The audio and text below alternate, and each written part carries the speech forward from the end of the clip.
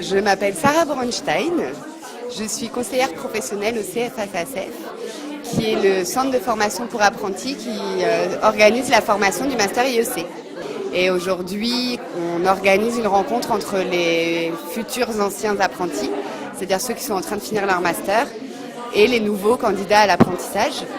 L'objectif, il est de permettre de faire un réseau. Ensuite, de parfois déconstruire un peu la réalité du monde du travail et du monde de l'apprentissage. Ils s'engagent quand même sur des contrats parfois de 2 ans. 2 ans dans une même entreprise, c'est long, donc il ne faut pas se planter. Et c'est pour ça qu'on fait intervenir ceux qui sont en train de finir leur apprentissage pour leur expliquer comment ça va se passer. C'était la première fois où on avait autant d'anciens. Ils étaient une quinzaine, ils avaient eu ça il y a 2 ans, ils avaient envie de partager leur expérience et ils avaient aussi envie ça leur avait servi, ils voulaient refaire la même chose. On commence vraiment à avoir plusieurs anciens apprentis qui sont aujourd'hui maîtres d'apprentissage, d'apprentis du master. Là, il y en a qui sont venus pour recruter leurs successeurs à leur poste d'apprentissage.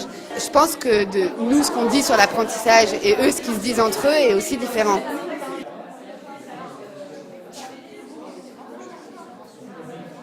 Alors moi je m'appelle Émeric, donc j'ai fait 2 ans en Master IEC et 1 an d'apprentissage chez voyagesSNCF.com cette année. Je suis venu présenter un petit peu mon expérience, donc ce que j'ai fait durant ces 2 ans, les différentes entreprises dans lesquelles j'ai travaillé.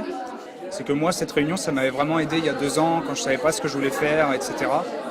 Et j'avais un peu pu découvrir et on m'avait donné des pistes pour ensuite chercher et ça m'avait vraiment aidé. Du coup aujourd'hui j'avais envie d'aider aussi les futurs étudiants à trouver leur voie.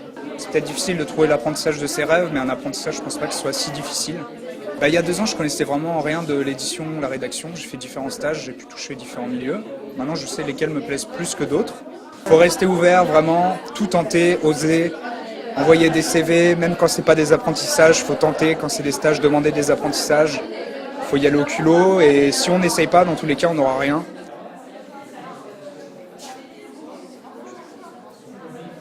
Je m'appelle Paul Fouillade, je sors de ma licence d'édition et communication en lettres modernes à l'université de Cergy. Et donc j'ai postulé pour ce master IEC en apprentissage parce que j'avais un projet professionnel dans la jeunesse et la bande dessinée et que ça me semblait le meilleur moyen de le réaliser. Là je voulais voir comment est-ce que les anciens élèves avaient pu trouver un apprentissage, les éventuels contacts qu'ils pouvaient donner. Et ce qui était possible de rechercher. On ne se rend pas compte, mais il y a beaucoup plus de choses disponibles que ce qui apparaît au départ. Il y a une jeune femme qui travaille toujours chez Casterman au niveau de la bande dessinée, donc dans le rayon dans tout ce qui est adulte. Donc ça m'intéressait énormément. Donc j'ai pris contact avec elle, une autre personne chez Playback, donc une autre maison d'édition, pareil dans la jeunesse. Ça avait l'air assez passionnant, donc j'ai pris contact avec eux, ils cherchent quelqu'un. On a une idée et là on se rend compte des tâches qu'on va avoir à faire. Les différentes tâches qu'on va nous confier, des responsabilités. J'ai hâte de commencer.